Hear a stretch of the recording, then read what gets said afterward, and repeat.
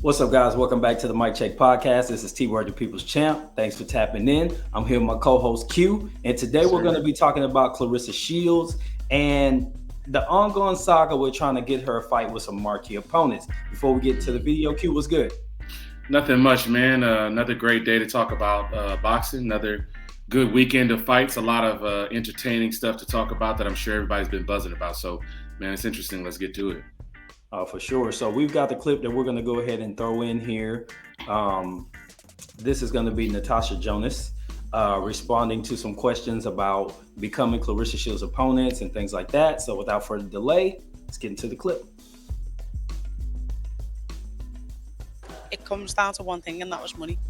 I think Salita said I made loads of excuses. There was never loads of excuses. I wanted to fight before it, which would have been on this card, but that had nothing to do with it anyway. And then I wanted to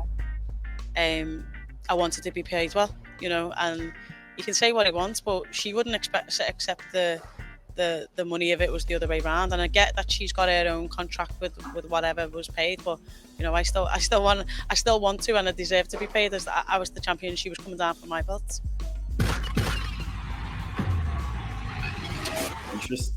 Interesting.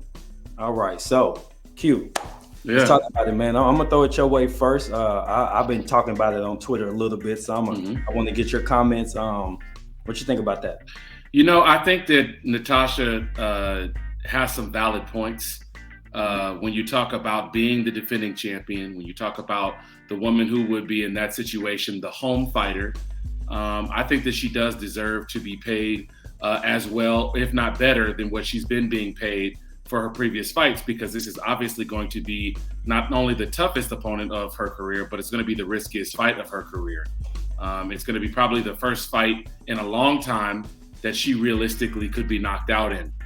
So from her side and from her team's perspective, I can understand why they may have the stance that, hey, listen, if I'm the one that's bringing all the marquee, if it's going to be in my hometown, if it's going to be, mostly my fans that are going to be coming to this fight or wanting to anticipate this fight, then I should be getting paid just as well as I've already been being paid to defend these belts against somebody who's probably the best fighter in women's boxing, if you want to debate that argument.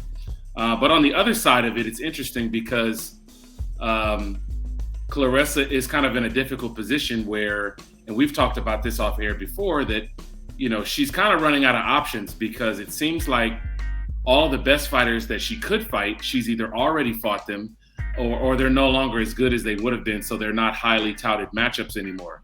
And at a weight where there's not a lot of depth in the women's game, most of the depth in the women's game is 147 and down. 140, 135, 130, 126, all the way down to minimum weight, at this point. And there's not a whole lot of great boxers above 154, to be honest with you. So this being one of the only options she has, it is kind of putting her in a difficult place where she may have to give up a little bit more than she may want to. But the interesting part that came out initially was that Dimitri Salita was making an offer to Natasha Jonas. And I wonder, what kind of offer can he make? I mean, he's not a promoter that has a network deal. So I assume that he doesn't have a TV budget to offer Natasha anything. Assuming that the fight's going to be in the UK, it's going to be on Sky Sports as the host network. Well, Claressa may have a deal with them. I don't believe that, Sky Sports would do anything unless it was going to be an offer that they made to Claressa, because their home fighter is Natasha Jonas. So interesting dynamic here. I think that, Claressa may have to oblige Natasha a little bit, or she may have to walk away and try to find another option as an opponent. Yeah, I mean, like you said, there's a little bit of valid points. My biggest thing is this. I'm going to apply the same rule I apply to men's boxing. You have an A and a B side, and Claressa is a clear A side no matter where you put the fight. The person who is largely considered the face or one of two faces of women's boxing is Claressa Shields. So part of what I kind of got into a conversation with on social media was that people were saying, well, Claressa shouldn't try to shortchange her after she's already made comments about wanting to be paid as much as she can. Well, her cachet has earned that. I think Natasha Jonas is at probably the end of a career, and it's more of a cash out thing. If I'm gonna get beat up, I want to make the most money possible. That's kind of how I took it. You know what I'm saying? Like, this is a dangerous fight. This is a tough fight. Like you alluded to, she could get knocked out in this fight potentially. I don't see Claressa knocking anybody out in the near future, but this could be the one. And that being said, you want to get paid. Now, I understand that there was an offer of $500,000. If I'm not mistaken, the last fight that Natasha had, she got $500,000. She's basically saying, pay me for my belts. I believe that was the offer. Why would you need more than that just because you're fighting Claressa? Because you're saying it's more dangerous. If it's that dangerous, just don't take the fight and just say, well, I'm not interested in fighting her. You know, that's kind of my perspective on it. I think she has to be realistic in what she's asking for. And because Claressa has little to no control over what money is going to be offered, I don't even lay this at her feet to where she's going to say, give her whatever she wants, because the only way that works is she says, I'll take less just to get her in the ring. And then she's shortchanging herself and contradicting her own point. Yeah, I mean, I think that you make a solid point when you say that this is probably a cash out fight because of Natasha Jonas's age. But there's the other side of it that could say, well, she's hitting a renaissance here. You know, she's hitting that age streak because she's on a streak of, 3 consecutive wins, 3 weight classes above what she's normally fought at, which is, 130 to 135. So obviously she's not in the prime of her career at 37, about to be 38. But she certainly has hit her stride as far as accomplishments are concerned. The only thing that I would say I disagree with that you did mention is that she should take, or she's expected to take, the same amount of money that she made in her previous unifications for this fight. And the reason that I say that is because if you're going to fight the other women who she's fought previously, which none of those fighters are in comparison draw-wise, interest-wise, eyes-wise to Claressa Shields, surely if you're going to fight Claressa, you're going to expect to be getting a career high payday. And if they're just matching what you made in previous fights against lesser known fighters than yourself, where you were the main draw and you were the A side, and these other fighters that were fighting with you, the only reason they were even in the ring with you was because they had a belt that you wanted to take. Well, I would assume that she should get paid more. I don't know how much more. I don't know if it's 600,000, 700,000, 800. I don't know what that number would be. But I would assume that if she made $500,000 in a unification fight to win a WBC title against a woman that's not very known in the UK or in the US as far as the boxing scene is concerned, really I think she should make a little bit more than that if she's going to be fighting Claressa Shields. That's the same thing people do with Canelo. I mean, when they go ahead. I would probably apply that logic in men's boxing more than women's, just because there is a capped amount of money that you're going to see in women's boxing for the foreseeable future until the profile is raised, combining with men's boxing, right? Getting co-mains being women's fights instead of way down on the undercard, untelevised, right? Mm-hmm. So we have to understand that where's the money going to come from? You have to think about the specific opponent. Claressa's the A side. She's going to negotiate whatever number she can get based on her notoriety. But for Natasha, no matter who you get in the ring with, you also have a set value as well that until your profile is raised, you can't get there. Now, after a Claressa fight, maybe that number goes up, but you got to get in the ring with her, because then now you have a name that's going to draw people and want them to fight you. Now you can write your own checks too. So in my opinion, this is a step up fight in notoriety to get her to the bigger payday versus this being the bigger payday just because you're fighting a bigger name. At the end of the day, this is still the bigger name in boxing and women's boxing to me.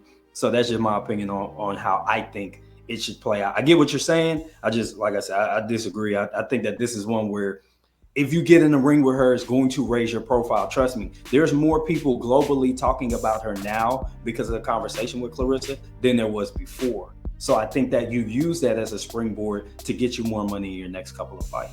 Yeah, if I'm Team Jonas, the play is what I said before the Claressa fight was even considered, because I don't think that that's a fight she should take. Excuse me. I don't think that that's a fight she should take. I don't think that that's a fight that's good for her. I think she needs to revisit the Terry Harper fight and become undisputed if she can beat Terry Harper in a rematch. Yeah. They have a bitter rivalry. Their teams don't like each other. Her trainer doesn't like Terry Harper's trainer, and Terry Harper's trainer doesn't like her trainer. That's a fight that sells itself in the UK. It's a much more winnable fight, and it's a fight that arguably makes her the same amount of money with almost zero risk of being knocked out or zero risk of retiring her. I think that that's the play. Unfortunately, you leave Claressa out in the cold on this situation, and then you make her have to figure out what she's going to do next, which I think is the main issue here that's being highlighted. I think if that fight doesn't come off, I seriously wonder who she can fight moving forward, talking about Claressa, because I think the options are really bleak right now. They are. I mean, she'll have to go back and revisit Franchon. She'll have to get Shadeja in the ring. And if I'm being honest, that's the question. Where's that fight going to be? They got to do it overseas because they're going to have to do it as part of a bigger card. That's the only way. It's not even a question mark of doing it over here. The only fight I would probably be pro Claressa doing over here is if you're willing to concede that you're going to make less money. Now you get to fight Savannah at home because you beat her ass in her backyard. So now you bring her here and you do a coming home fight and you do something for your fans in Detroit and understand this ain't a money fight. This is just me giving back to my people that have supported me. But from a financial standpoint, there's nothing she could do in the U.S. That means any opponent she fights, she's going to have to fight them overseas on a card, or she's going to have to team up with Katie or Amanda or Jessica or whoever and do something bigger over there. Now, another way she might could build a fight, hey, if you can't get in the ring with Natasha, maybe y'all could get a card together and, she fights on your undercard and y'all can build, and maybe there'll be some more money put behind y'all at some point to get that fight at a later time. But as far as opponents, I really only see two that I think will really pique the interest outside of a Savannah Marshall rematch.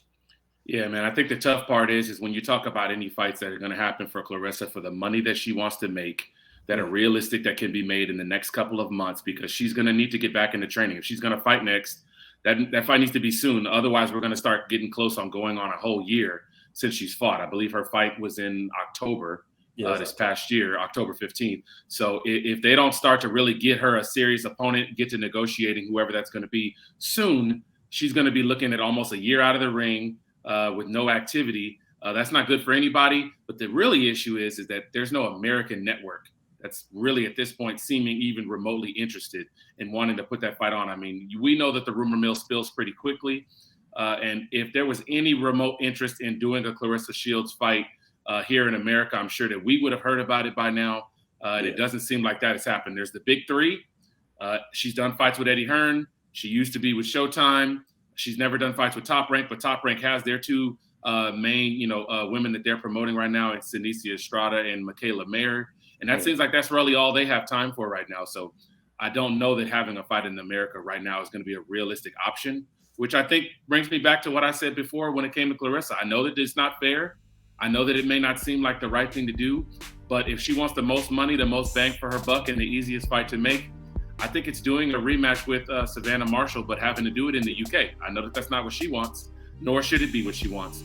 But if it's a fight that you want to get made, it seems like those are the only people that want to put the money up to get her what she needs.